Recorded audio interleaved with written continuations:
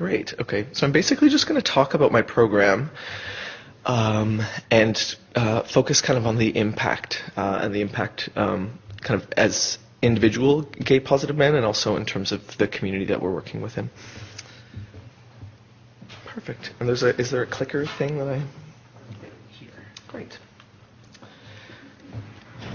And it does that. Okay, so this slide is horribly small and basically impossible to see, but it's this is the poster that we presented in Vienna, which is basically just a program map. So I'll describe it because you obviously can't see it. So basically the program started as an extension of conversations that were happening in Ontario. The Gay Men's Sexual Health Alliance has a Poz Prevention working group that's been meeting for a number of years. I think they started in about 2003 or 4. And that working group has also developed a number of resources, specifically the Positively Healthy pamphlet, which I think Katie has also reproduced on a national scale. People might have seen the little green. It's basically these images, but with green instead of purple. And it's focusing on creating a space for gay HIV positive men to connect with our sexual health. There's also a service provider manual that was produced, and that's about how to engage service providers in conversations about supporting gay positive men in our sexual health. So these documents existed, and the Toronto People with AIDS Foundation decided to write a grant to basically work on disseminating these materials in the community of gay positive men, but also to those that provide service for us. So with those materials created, we started this program, and I was hired. It was kind of from the ground up. We didn't really. There were some deliverables, obviously, with ACAP in terms of providing education and outreach to gay HIV positive men and those that provide service for us. But we really didn't know how it was going to roll out. So the main focus was that we would have a team of 8 peers that are also gay pos dudes, and that's one of the most exciting things about the program, and I'll talk a little bit more about them. So we provide education and outreach to our own community, and how that plays out is basically bathhouse outreach, online outreach, and monthly dinner and discussion that we do at the 519 Community Centre in Toronto. Sometimes it's the same night as Rick's program, and people will realize, oh, this is the other group of pos dudes that I don't actually want to be here. I want to go to the other thing. We've had a number of people drop out midway through the conversation. And what we started with was we were like, okay, well, let's do this. Let's do drop-in hours. People are totally going to want to come and talk about their sexual health in a space where we're not really giving them anything. Let's come in and talk to me about your trauma. Didn't really go over. Well, I was kind of surprised. But we were having these drop-in hours, and no one was showing up. And we have a great consultant that works with the program, David Ho, and he really gave us a lot of leeway and a lot of room to kind of readjust and maneuver. Am I not speaking into this? No, it's fine. It's just too close to this thing. Oh, okay. Cool. So he really gave us a lot of room to maneuver the program so that it would actually fit with the community's needs. So we were doing this, we were holding drop-in hours and no one showed up. And then we decided, okay, well, we'll do these monthly community forums, talking about sexual health concerns for gay pos dudes. And we held the first one on PNP and no one showed up.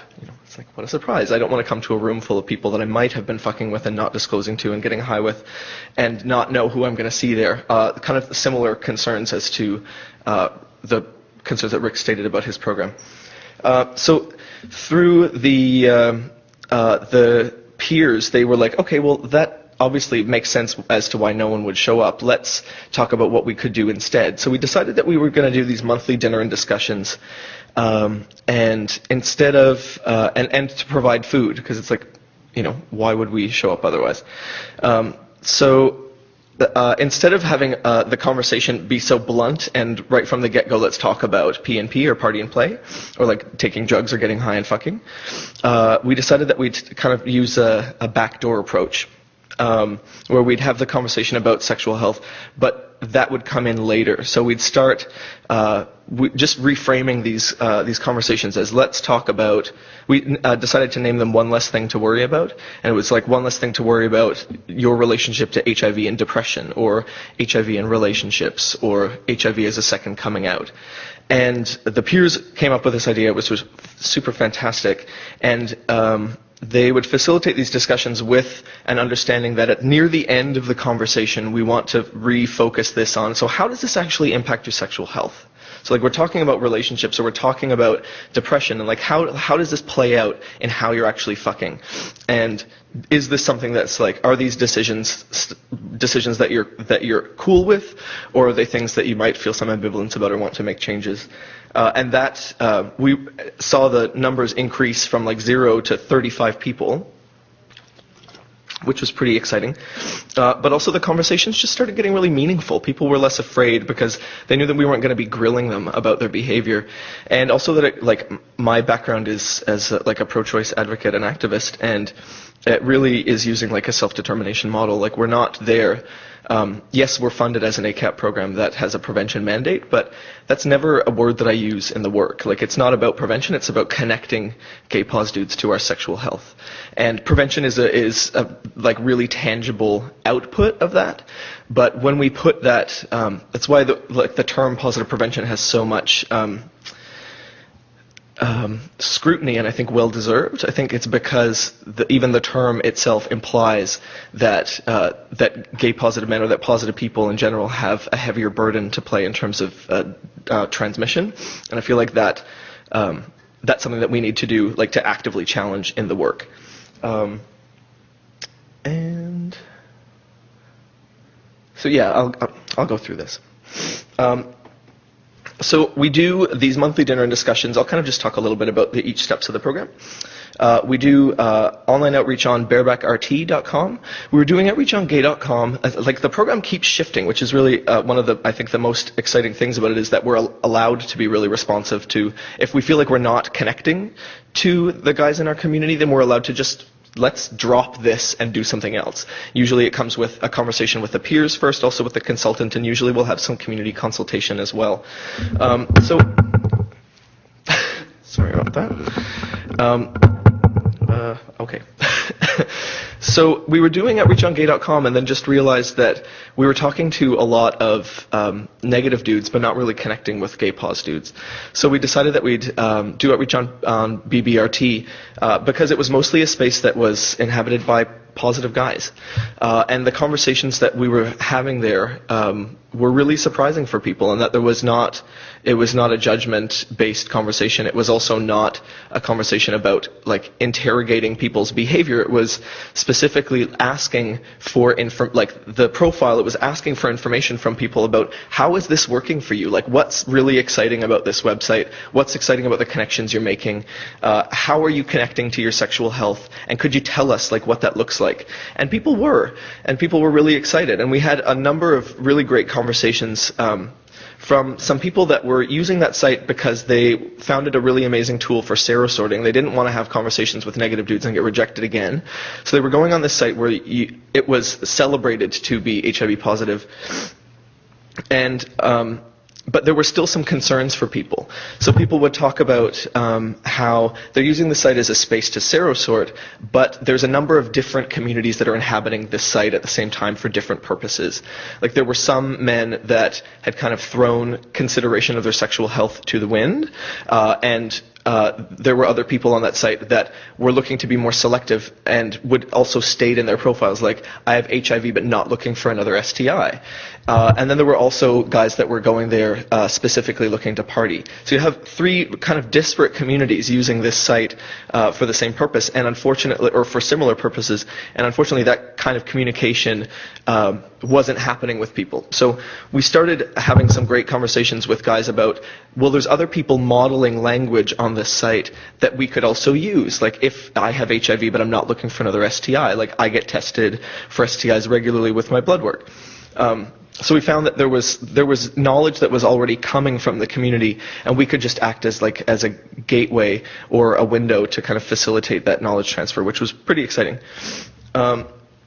We also do bathhouse outreach, and one of the exciting things about the way that we conduct our outreach, like I was an outreach worker in Montreal and in Ottawa for gay men, and the kinds of conversations that we have doing Poz Prevention outreach really, really struck me, because we all have different strategies. Some of the peers feel more comfortable like outing themselves when they do the announcement when they arrive at the bathhouse. Some feel more comfortable just like bringing it up in conversation when they meet people in an outreach setting.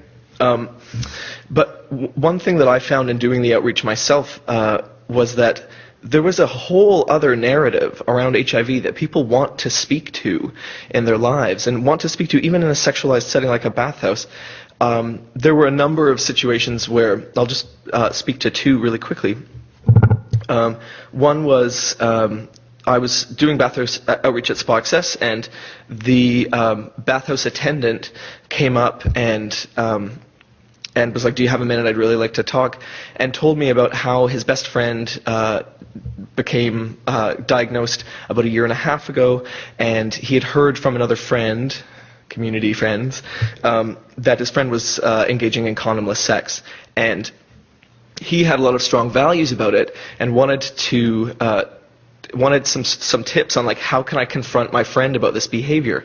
And the conversation was really amazing, because he was able to let me know that he didn't actually care about what the condomless sex was not the issue. It was that he was concerned that his friend was going to get sick. He didn't know enough about reinfection. He didn't have information about HIV specifically. He just knew, my friend is positive, he's having unprotected sex. I need to do something about it. I need to do something because I care for this person and I don't want to lose them. So when he was able to get some more information about living with HIV, which he hadn't been able to do with his friend because he felt so much fear around it, he was really able to unpack that fear and realize that he didn't need to have a conversation with his friend about changing that behavior. He just wanted to be able to have a conversation with his friend about how he cared about him, and that HIV was kind of standing in the way because he felt like he didn't have information about it. So that was really impactful and exciting for me. Another outreach experience that happened that was less exciting for me, but also amazingly impactful, was this dude came up and was talking about how his best friend tested positive 15 years ago, started to get sick. His lover kicked him out. He moved in with this person, with this guy who was talking to me, and this guy became his caregiver until his friend died. And he was so angry at his friend for becoming positive, and then for dying and for leaving him alone. And he had been holding on to this story for 10 years and really hadn't found a place to unpack it or to put it. So he just handed all of this rage to me. So that was really difficult. We were able to kind of make some referrals. Actually, to Marco Posadas' Towel Talk program was a great referral for that. Hopefully he followed up. But it really struck me about two things. One was that there isn't a narrative about HIV in the lives of everyone that goes to the bathhouse, of all of these men that are having sex with men. There's a narrative that needs to be spoken. And that our program was providing a space for people to connect to that and to be able to like speak that truth. The other thing was that this work is also really grueling. And for PHAs to be disclosing their status in outreach context means that you're going to be taking on that story of other people's. So we worked with the AIDS Bereavement and Resiliency Project of Ontario, and they came up with a debriefing tool for us, for our peers. Thankfully, I would seem to be the only one that was having these traumatic conversations, and the rest of the peers were fine. But they also really appreciated having a more structured debriefing tool to be able to unpack some of the stuff. And as we've gone along, this program has been running for about 1.5 years. We've got another 1.5 years of funding. As we've gone along, the peers have been able to speak to that it is actually having an emotional impact in their lives, and they're really appreciative for having a space to speak to that. There's also a service provider training that we offer, which is a full-day workshop that not a lot of agencies are pretty excited about sending their employees to a full-day workshop when they feel like they are already culturally competent around it, but it is about kind of building cultural competence for people that provide service to gay HIV positive men. So that can be AIDS service organization workers, can be housing support workers, can be clinicians, anybody that's actually working with gay HIV positive men. And what the workshop is about is essentially speaking to how sex negativity and homophobia and fear of the gay pos man and fear of us as being a sexual person, and how the fear that we have around that and the values that we have as service providers impedes our ability to actually provide adequate service to gay HIV positive men. So the morning of the workshop is focused on, let's have some conversations, let's do some exercises to start naming what those values are that we have and start like addressing the fear and talking about the importance of giving gay positive men the ability to like self-actualize and self-determine and make decisions about their sexual health on their own. The afternoon is also focused again on values, but also about the duty to warn and about really taking the current state of the law around laws and decisions around HIV non-disclosure and putting that into a practical like template for them to be like, no, you actually have a duty to maintain confidentiality first and foremost for your clients and the people you're working with. Let's focus on this. Then we'll talk about the ways that you can break that confidentiality if needed. But we need to switch the conversation. So it's like, you know that you're working for this client. You're not working for public health. Thanks. Sorry, Shalina. And then we also have 2 advisory bodies. I have a lot of daddies in this work, which is, for someone who likes daddies, it's really exciting. So one of them is the advisory committee, which is made up of frontline workers who have identified that they are already doing Poz Prevention work in Toronto, or that they connect to it and connect to the ideas of it and would like to do it. So I'll go through the partners at the end. And it's a way to provide guidance for my program, but it's also creating a space for people that are doing on the ground Poz Prevention work in Toronto to talk about the challenges, talk about the successes, and create a space for that dialogue. The second is an ideas forum, which is made up of more managerial level and executive directors of AIDS service organizations in Toronto, along with someone from Toronto Public Health. And that's more about the theoretical, and that's one of the things that I'm really excited about this program, is that it really is like theory to practice. And there is a lot of engagement with like the fact that we are doing something that like we're writing our own theory with this and engaging with really contemporary theory. And the Ideas Forum is to have conversations about what does positive prevention mean in our lives, what does it mean in Toronto, and also to like look at the service provision landscape and also like address gaps that we think like, oh, this agency could be doing something, or this issue is never spoken of, or there's this thing that's been happening with these types of services. Let's put some energy there. So that's been really, really exciting. And we just got another 2 years of funding from ACAP. What happens with that is that we're actually looking at transferring it. Poz Prevention is a discourse that's been happening globally that's mostly focused around sexual and reproductive health and had a real an access to treatment. There's some really amazing discussions happening globally that really don't seem to be playing out the same way in Ontario.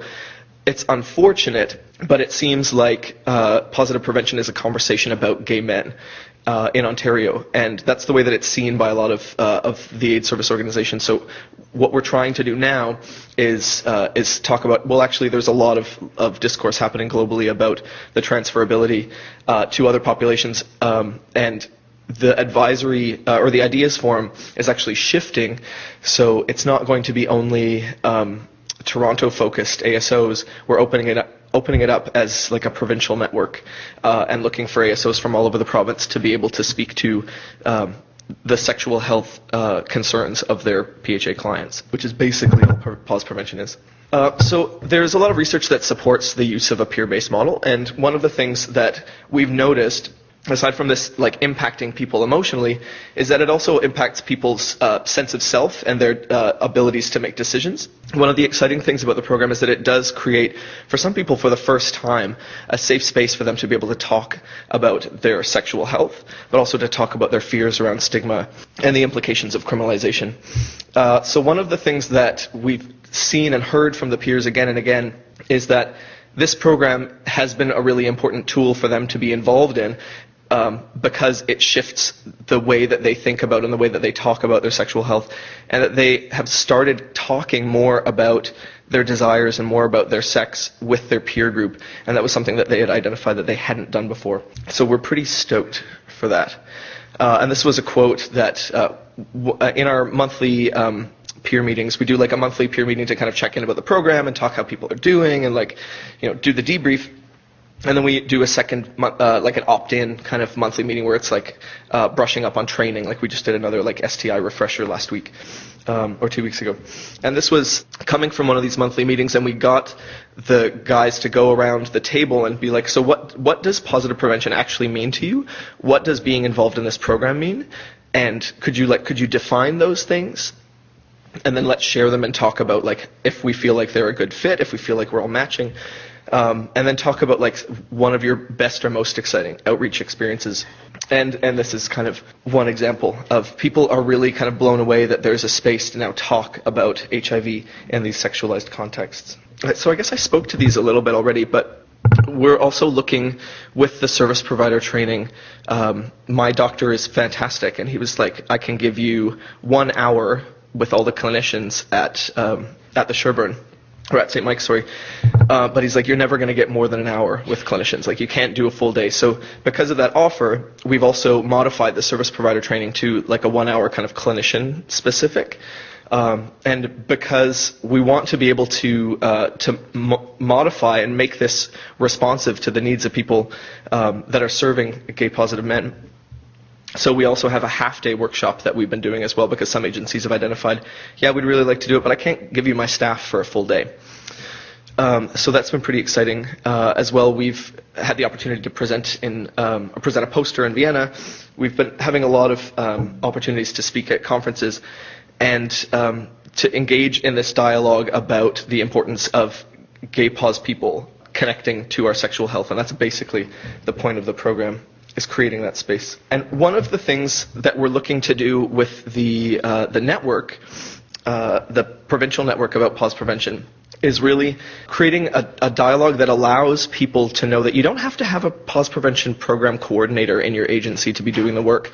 We did an exercise at the Ontario AIDS Network members meeting last May, and what it was like we did a like values continuum exercise. So that's basically, I make a statement. If you agree, you move over here. If you disagree, you move over here. If it's complicated or you're undecided, you stay in the middle. And then we speak to why we're situated where we are. It was a members meeting with a lot of executive directors from ASOs, and we're like, okay, so do you support the JIPA principles? And of course, everybody moves over to this side, to the agree side. And then, do you support the sexual health of PHAs? And everybody's over at the agree side. And it's like, do you do Poz Prevention programming? And everybody's over to the disagree side. Could we go over the definition of Poz Prevention again? It's like, you're already doing this work whether you identify it or not. If you believe in the JIPA principles, if you support the sexual health of PHAs, and this is a part of the work that you're doing in your agency, you're doing Poz Prevention. So it was a really important conversation, and you could see the like, oh, I get it, kind of looks on people's faces. Like, you're already doing it. You don't need someone that's doing specific programming. I mean, bully to you if you are, that's fantastic. But that this is a conversation that's more philosophical and not necessarily programmatic. One of the ways that the service provider training has shifted, and the conversations I've been having with a lot of EDs in Ontario has shifted, is that we're just finding a space, like the workshop about service provider trainings for ASO workers specifically, is like, you're already doing this, let's find a way of naming it. And then once you've named it and you say that it's a value for your agency, then let's talk about ways to support and build on that. And that's been a really amazing conversation to be a part of. And these are I just wanted to thank ACAP and for the funding. And also these are the members of the Ideas Forum, Asian Community AIDS Service, the Black Coalition for AIDS Prevention, Toronto Public Health, AIDS Committee of Toronto, Hassle Free, Toronto HIV Network. And also Latinos Positivos is not mentioned here, but 4 of the 8 dudes on the peer team are members of Latinos Positivos as well. So it's really great to have their presence. And that's it for me. Thanks.